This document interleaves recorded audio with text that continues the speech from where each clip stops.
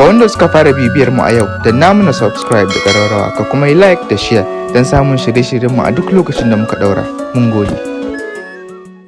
Najeriya ta Arewa ta shiga tsaka mai wuya, ko kuma yadda masu iya magana kan ce, gaba kura baya siyaki, dangane da zamantakewar da ke tsakaninta da sauran sassan Najeriya da kuma a cikin gida arewar ita kanta.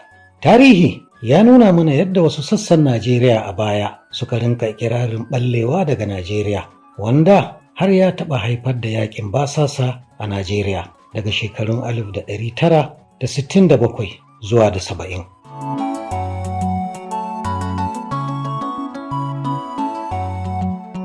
Bayan wannan yaƙi ya gushe, an ta samun tashin-tashina iri-iri tsakanin al'ummar Najeriya dangane da abin da ya shafi shugabanci da kuma rabon tattalin arzikin ƙasa.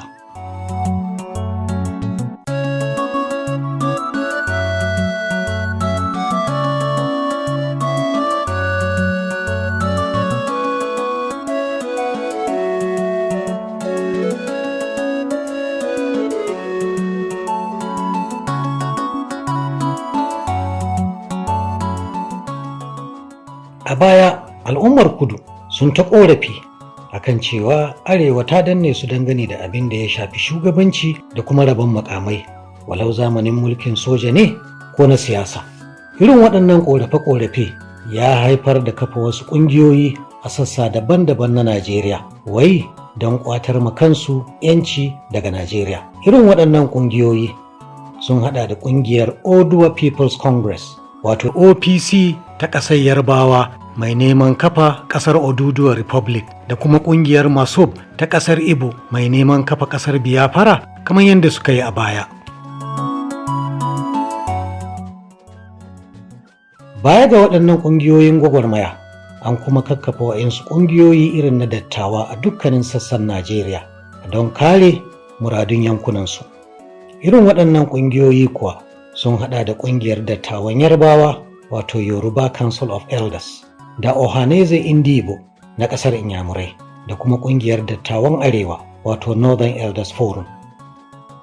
A duk lokacin da aka samu rashin jituwa a ƙasa, irin waɗannan ƙungiyoyin gwagwarmaya kan yi amfani da damar da suke da ita su yi ta zaluntar 'yan Arewa da ke yankunansu tare da ƙona musu dukiyoyi, walau musulmi ne kai ko Kirista, Bahaushe ne ko kuwa mabambantan harsunan Arewa. Muddin dai kai ɗan Arewa ne, to ka zama nama.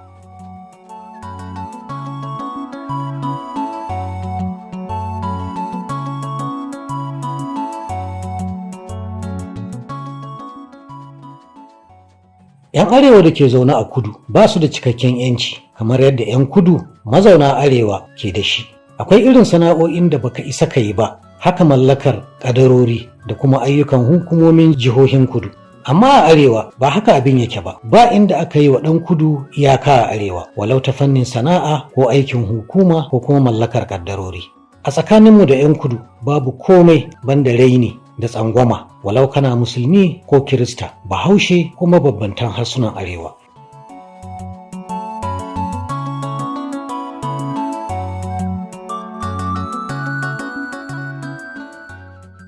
Idan muka dawo gida nan Arewa kuma, a 'yan shekarun nan gaba da ƙiyayya sun shiga tsakaninmu ta fuskar addini da ƙabilanci. Ba ma kallon juna da mutunci da darajar da Allah ya karrama ɗan adam da su.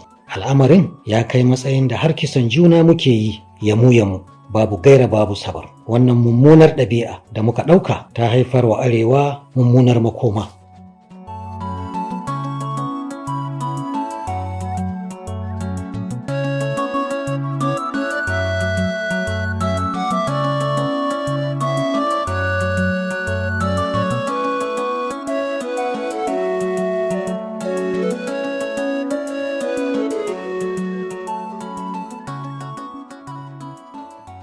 Sai kuma wata babbar matsalar da ta fuskanto Arewa a yanzu. Wannan matsala kuwa ita ce ta ƙasashen Turai da ke son mallake arewacin Najeriya dangane da arzikin da Allah ya yi mata na ma'adinai waɗanda manyan kamfanonin Turai ke bukata, da kuma man fetur sannan da iskar gas. Wannan arziki da Allah ya yi wa arewacin Najeriya shi ya sabbaba ƙasashen Turai da ke da buƙatar irin waɗannan ma'adinai suka ƙirƙiro matsalar Boko Haram da satan mutane don kuɗin fansa da kisa babu dalili.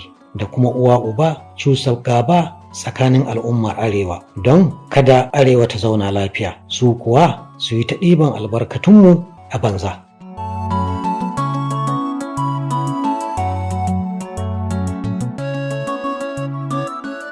Wannan al'amari kuwa an daɗe da kitsa shi, sai dai yanzu ne abubuwan suka fara bayyana a dalilin juyin mulkin da sojoji suka yi a makwarciyarmu jamhuriyar Nijar.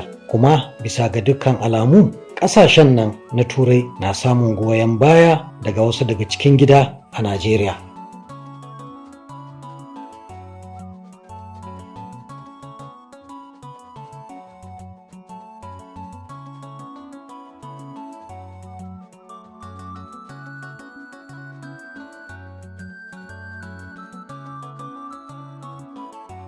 Ina shugabannin arewa a wannan bigire ya kamata ku haɗu ku nema wa arewa mafita. A 'yan kwanakin nan sai bullar wasu tallace-tallace aka samu waɗanda ake haskawa a kafafen sada zumunta, ana tallata raba Najeriya ba tare da an zubar da jini ba.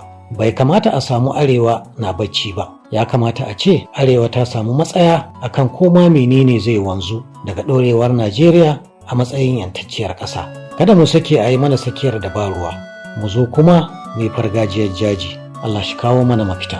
Jaje ku bani kun yi ku tashi ku bani kayan arewa, kowa ne aiki mutum yake yi. Ku tashi ku bani kayan arewa, ku san ba ce aiki kawai. Kai mai aski tsale askin naka, mai tebur tsale kan teburinka, mai akwaku tsale kayanka, mai noma ka tsare gona ka kutalo mu falika yan arewa musamman ke aikin kawai ne. Ga wanda suka fara bibiyar mu a yau, danna mana subscribe da ƙararrawa ka kuma yi like da share don samun shirye-shiryen mu a duk lokacin da muka daura. Mun gode. Ka idan ka falika ba ka tauso.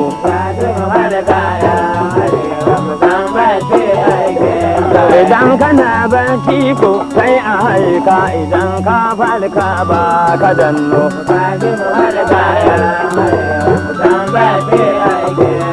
Ku gani mamman shata mawaki tun da na falka na kidan yau da dai barci nike da yanzu mawaka sun haini.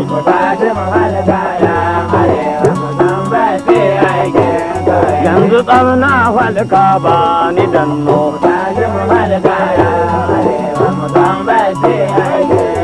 Kai na yi yanzu